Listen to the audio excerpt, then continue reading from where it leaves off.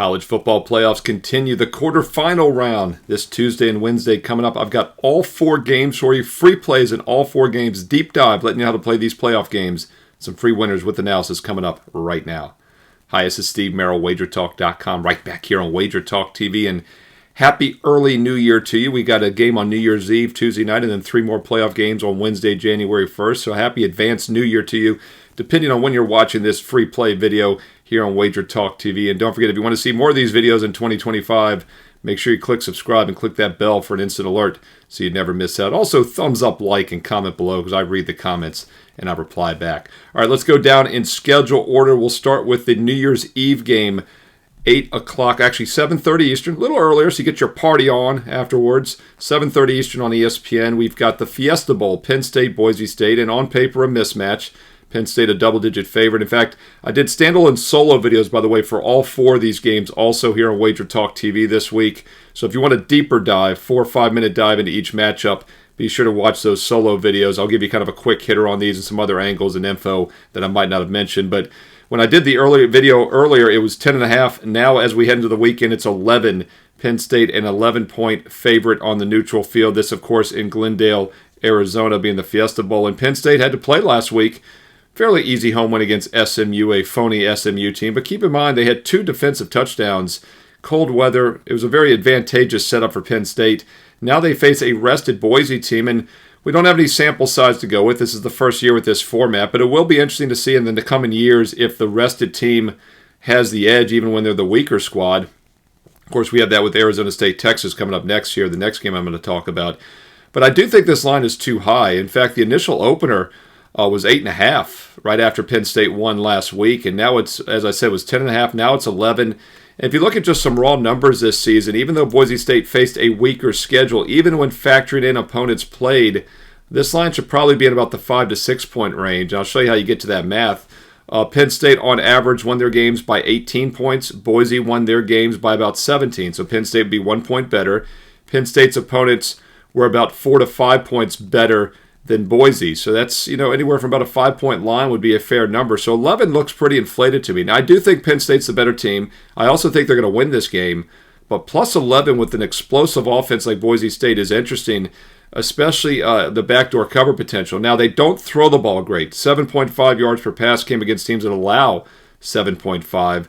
But boy, do they run the ball well. They run for more yards than they pass for. Now, that is a concern when they get behind in this game. And Penn State, on paper, 3.2 yards per rush allowed, does have a solid run D, but I'm not sure they faced anything like this. And when they faced Oregon a couple games ago in the Big Ten title game, they gave up 183 rushing yards, also gave up 189 rushing yards against USC and 176 rushing yards against Ohio State. So if Boise can keep it going on the ground, they can keep the game close and maybe stay within what I think is an inflated point spread at plus 11. All right, let's move on to the 3 games for New Year's Day, Wednesday, January 1st. We will start with the first game early, 1 o'clock Eastern. All these games, by the way, on ESPN National TV. We've got the Peach Bowl, Mercedes-Benz Dome in Atlanta, Georgia. And this is the other big mismatch on paper that I was talking about. Texas, currently about a 13-point favorite. We saw this line as high as 13.5. Briefly saw some 14s. Now it's starting to come back down, 13, even some 12.5s in there as we head into the weekend a couple days before kickoff. We'll say 13 right now is the consensus line at the WagerTalk free live odds screen. Total around 51.5, and I want to look at the total in this game. I think this point spread is pretty much spot on. Once again, using scoring metrics and strength of schedule, I get a fair line around the 11 to 12 range. So I do think it's a little bit inflated at 13, but I would have to get at least 14 or more to start saying there's value with Arizona State, as they definitely are the weaker team in this game. And it doesn't look like we're going to hit that key number of 14 as this line is starting to come back down to 13 now, just a few days out. Arizona State, great season. In fact, something I failed to mention, the solo video that I did for this game earlier this week was the one common opponent this season was Mississippi State. They both played them back in September. And boy, to talk about how underrated Arizona State was earlier this year, Arizona State played them back the first week of September. They were a 6-point home favorite. 3 weeks later, Texas played Mississippi State, and they were a 36-point home favorite. So the odds makers had Texas about 30 points better than Arizona State back in September. Now they have them 13 points better. So yes, Arizona State had a monster season, vastly overperformed I do think it comes to an end here. Texas wins this game, but once again, I don't think there's a lot of value with the point spread. So let's look at the total instead for the best option in this game. And I do like under 51.5. Now, I did that free play video a couple days ago before recording this video, and the total was 52. Now it's 51.5. As you know, I hope you know by now, because I've talked about this so much, especially in some NFL videos this year, 51 is a key number. 3 to 4% chance, right, that this game lands on exactly 51 points. A lot of combinations get us there. 31-20, the most likely. 27-24, 41-10. Lots of combinations get you to 51 points. So as long as it stays 51.5 or more, I do still think there's some value with the under. We'll have to keep an eye on this total and see if it moves any more by kickoff on Wednesday afternoon. One of the reasons I like the under is because I'm not sold on this Texas offense. Once again, they struggled against Georgia in the Big Ten title game. They didn't run the ball well. Like, what was it, 31 rushing yards total, I think, in that game? In fact, I'll pull it up exact. Yes, 31 rushing yards on 28 attempts. Now, they did have 490 rushing yards the 2 games before that, and they had 292 against Clemson. In fact, they have run for 240 or more in their other 3 recent games. So I do think they'll get things back on track here. Arizona State's been pretty good against the run.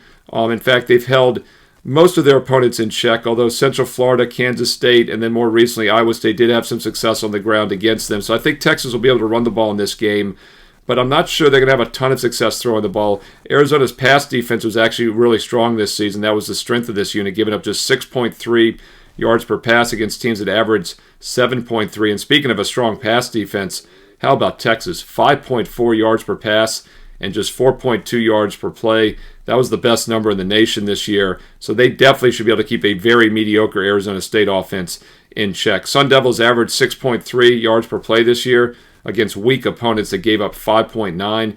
Texas gives up just 4.3. So once again, I like the under 51.5 in this game, and I am concerned that Arizona State might not have any backdoor cover potential when needed in the second half. All right, that's your first game on Wednesday, January 1st. Let's keep it rolling in 2025 and look at the Rose Bowl. Ohio State, Oregon. Hey, look, this looks like the Rose Bowl, right? Ohio State, Oregon. They've matched up here recently. They also played a national championship game recently in college football. This is another playoff game here, and they're both Big Ten teams now, so schedule strength is pretty equal, and common opponents, we have 4 of them, so we got a lot to dig into here. And let me start off by saying I think Ohio State's the best team in the nation. I said it last week. I did the free play videos for you breaking down the 4 first-round games, and I liked Ohio State. I told you that Tennessee was a huge public dog. Yes, it was scary lay more than a touchdown, but I thought Ohio State was the best team in the country, and I thought they would be extra motivated after that bad Michigan loss to end the regular season. But, it's really worked out for them. They didn't have to play the Big Ten championship, which would have been against this Oregon team, so one less game to beating them up and wear them down. Now they get Oregon, and if they win, they move on. Tough matchup, by the way, in the next round. Texas-Arizona State winner, so it's going to probably be Texas next round. So, yes, Ohio State is a very difficult road. They've already gotten by Tennessee, which was a tough test, and this will be another one, but I do think they're the team to beat, and they would be my pick to win the national title. And at -2.5, I like them in this game against Oregon, and I actually think the line should be higher. Once again, let's do some math here for you. If you just look at the scoring margins this season for these two teams, Ohio State outscored their opponents by 24.5. Oregon outscored their opponents by 18. That's a 6.5-point net difference, and Ohio State played the tougher schedule by a point or two on top of that. That would be about a touchdown favorite there. So it's not that simple. You also can look at opponents played, statistical analysis for the opponents played. Ohio State was about 29 points better than average. I had Oregon at about 19 points. So once again, Ohio State should be favored in this game. This line is actually a little bit low in my opinion. As long as it stays below that key number of 3, I think there is value with the Buckeyes -2.5 or less. And by the way, this line is currently 2.5 across the board. There's about an 8 to 9% chance that Ohio State wins the game by exactly 3 points. So at 2.5 or less, you have an 8.5 to 9% chance, better chance of cashing your bet in this one. Other thing I want to point out is common opponents. They had 4 of them in the Big Ten, but the one that really jumps out to me is the Penn State game for both teams, and they both came within a month of each other. First week of November, Ohio State on the road holds Penn State to just 13 points and just 270 total yards. 1 month later, Oregon gives up 37 points on a neutral field and over 520 offensive yards to Penn State. That one really jumps out to me, and I think it shows once again that Ohio State is the better team. And if you look at matchup metrics once again, they're the better team on both sides of the ball. They're 1.6 yards per play better than average on offense and defense. Oregon only 1.2 and 0.8 on offense and defense. They're the better team on both sides of the ball, and we get them in a basic straight-up win situation. Take a look at Ohio State, minus 2.5 in the Rose Bowl. All right, finally, let's get to the last game on New Year's Day night. Still don't know what to call January 1st night. New Year's Day night, I guess. Anyway, the Sugar Bowl, the fourth of the quarterfinal games, 8:45 Eastern. This one in New Orleans, the Superdome in New Orleans, Louisiana. Notre Dame, Georgia, and of course the big news in this game, Georgia will be without their starting quarterback Carson Beck, who is out with elbow surgery. He has already declared for the NFL draft. Best of luck to him, and best of luck to the Bulldogs, who will be with a backup in this game. And I think that does make a difference. In fact, the odds makers say it makes a difference as well, because the initial look-ahead line was as high as 5-6 with Carson Beck in the lineup. Now it's 1.5. I actually think Notre Dame should be favored in this game. And let's break down the math here once again. Yes, Notre Dame faced a weaker schedule than Georgia did in the SEC, but even when factoring that in, I've actually got Notre Dame favored in this game. Irish were about 25 points better on average, plus 25 points per game. Georgia just plus 13. Georgia did play a tougher schedule by about 3 to 4 points, but that still would have Notre Dame as about a touchdown favorite. And once again, using opponents' plays average, I had Notre Dame as about 27 points better than average. I had Georgia at about 19 points. So that's an 8-point difference. Tougher schedule would still get you to about Notre Dame by about 3 to 4. So even though it looks like a big adjustment, a 4 to 5 point adjustment without Carson Beck, and there should be an adjustment, Gunnar Stockton has very little experience as a backup, I actually think this line is still not correct. I think Notre Dame on the surface could be listed as the favorite, and without Carson Beck, they should be listed as the favorite.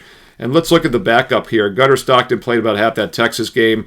He's still only thrown 32 passes all year, barely played last year as well, averaging only 6.5 yards a pass. Carson Beck, 8 yards per pass. Last year, Beck averaged 9.5 yards per pass. And that kind of points out that Georgia is not as strong this year offensively, and they're not as strong this year defensively either. Yes, 20 points a game, 5.1 yards per play allowed is decent, but that's not like Class A dominant like Georgia's been in years past. And let's put that in perspective. Georgia's given up 20.5 points per game. You look at the other powerhouse defenses in the other 3 games. Penn State giving up less than 16 a game, just 4.5 yards per play. Texas 13 a game, 4.2 yards per play. Ohio State's giving up 11 points a game, 4.1.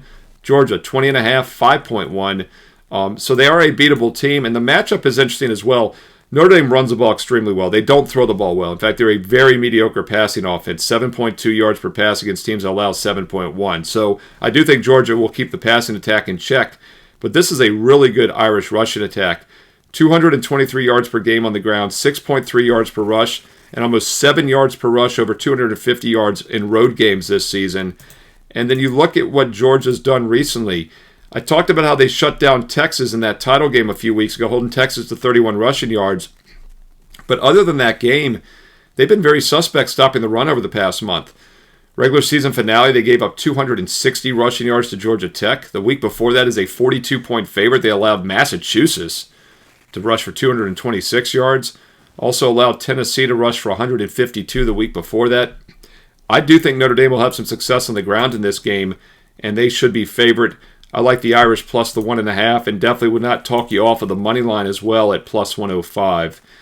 Speaking of future odds, my pick once again is Ohio State to win it all, but Notre Dame, I saw them as high as 7-1 at FanDuel. Other books have 5 or 6-1.